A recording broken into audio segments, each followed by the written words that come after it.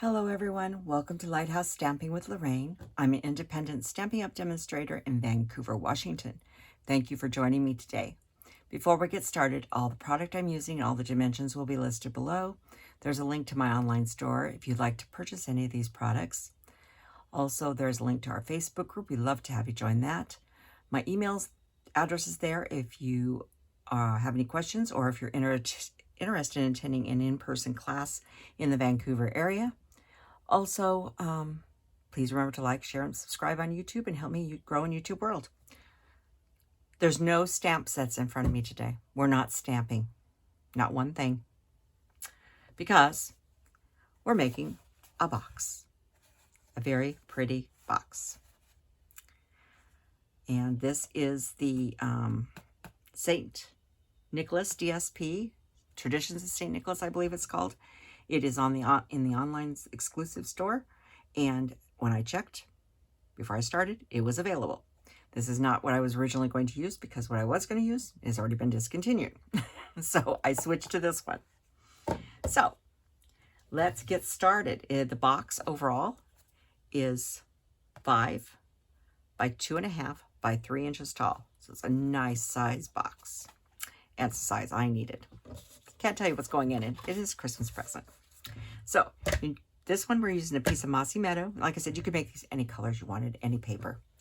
This is Mossy Meadow, and it's 8.5 by 11, full sheet. And we are going to be scoring this at 3 inches on all 4 sides. It's a very simple box. Figured I'd show you at least one more box that I was making. I haven't shown you all of them, but so that's that piece. We're going to go ahead and score the real red. This is a half a sheet of paper, less a ½ inch. It is 5.5 by 8. And this one we are going to be scoring at 1.5 inches on all sides, but we are going to pull it out just ever so slightly, so you have just a little gap right there, and score it at 1.5. Pull out. You pull out, that way your box will close without gapping the bottom section, and everything will fit beautifully in it. And pull that out. And that's all the scoring. Get that out of my way. So let's do some folding here. I'll fold all these up and give them a good burnish.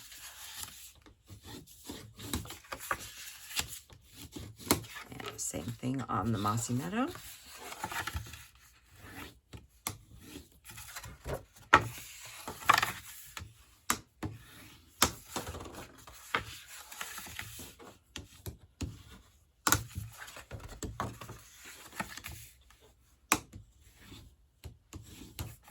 Okay, so what we're going to do is I'm going to grab my big scissors on this part.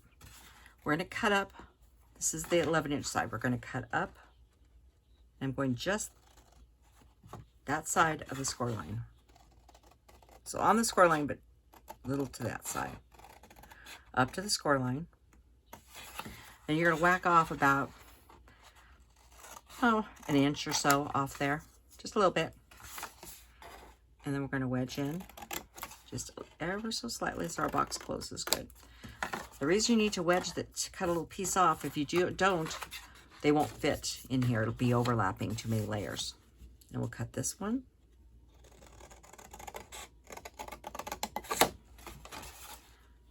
gonna whack that piece off and do a little wedge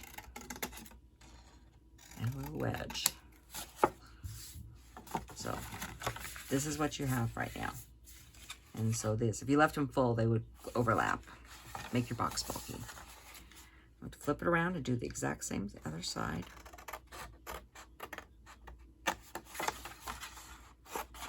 And the reason I'm cutting those off before I do that, it's still a nice size to use for a tag or a little label or something, an embellishment somewhere. So it's a nice size to keep for other uses.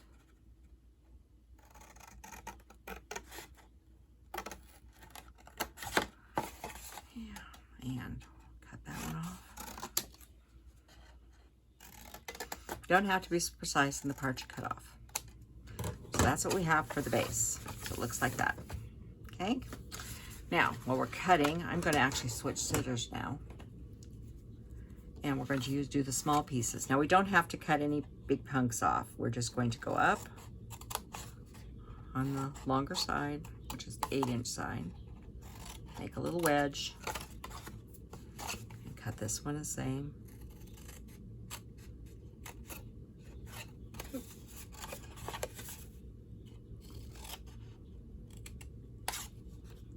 Wedge. It's exactly the same as the big box, only we're not taking that one extra piece off.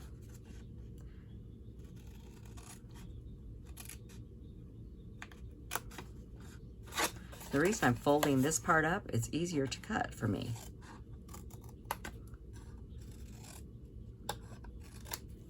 And one more.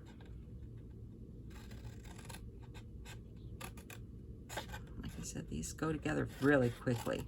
You can mass produce these too and hook them all together at the last minute if you needed to too. So that's what this piece looks like. Now, before we put the box together, I want to decorate my lid. Set that off to the side. I like decorating before I put it together. I find it easier. So you need one piece that is 4 7/8 by 2 3/8. That's for the top. And then you need 2 pieces that are 4 7/8 by 1 5/16. I know it's a strange measurement. It's the dash just past the quarter, okay? A quarter was just a little too much. We needed a little more. So it's 1 5/16. Now, when I cut this, oh, I got them right there. I carried the paper through on this side. This side, the back won't make any difference because we need to go this direction. But I wanted it to at least, you know, cup there, cup there. And then these 2 pieces are 2 3/8 by 1 5/16. That was the measurement I needed for those pieces so it looks right. A quarter was too small, so we needed that just a little bit more. So let's just put these pieces on.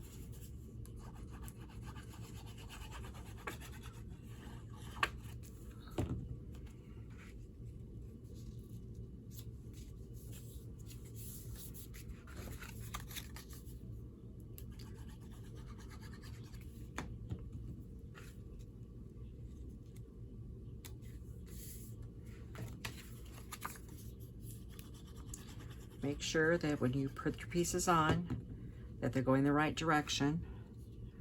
So you don't want your cups upside down. You're using this paper. And then the 2 end pieces.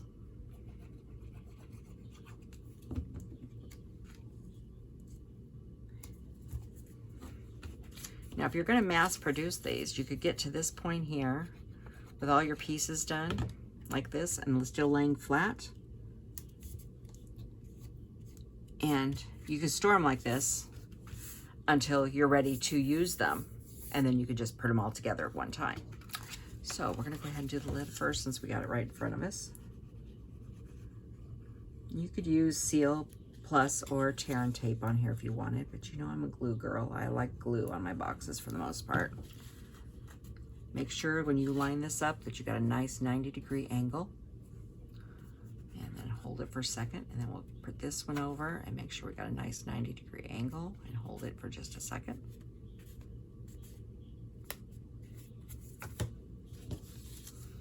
And we'll do this one here. And do this one here. And we'll slide that in there. Worrying about one at a time.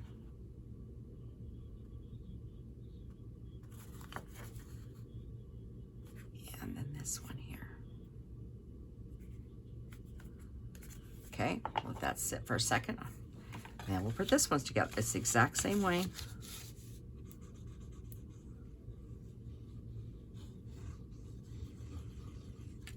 It's just a little bigger piece. Bring that up.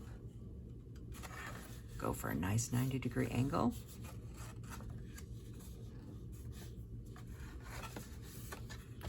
And bring the back side up. Oop, off a little bit there. Hang on. That's the advantage of glue. If you're not exactly lined up, it takes a minute longer, but you do have a chance to do it. Now, I'm only going to do one of these at a time on this for gluing. It's such a narrow space, and I don't want to mess. But I'm going to make sure the other one's tucked in.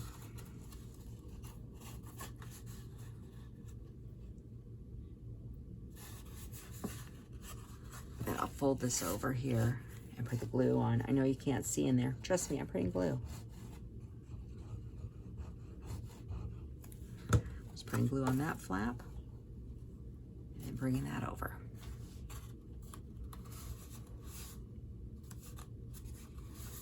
I'll hold that for just a second. And that is the bottom of the box. And if we did everything right, this should go over, get a nice little sleeve. We don't have any buckling on the sides because we added that little space. Lid is pretty secure, not real. I mean, it's gonna, if you pull it, hold it, it's gonna come off, but it's not bad. But we're gonna put some ribbon on it anyhow. Now you could add a tag to this or something if you wanted. I'm not using a tag on this, so this is the Real Red Garden Green Combo Ribbon. It's in the annual catalog, so it's not going anyplace. And I'm just gonna take off a nice hunk of ribbon here.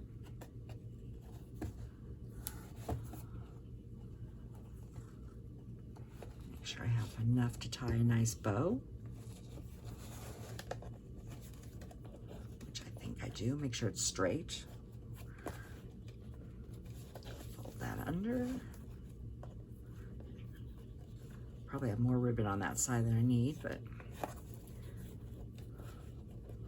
I'm not going to worry about it right now. Pull it through. Actually, it's about the right size, depending on how big a bow you want.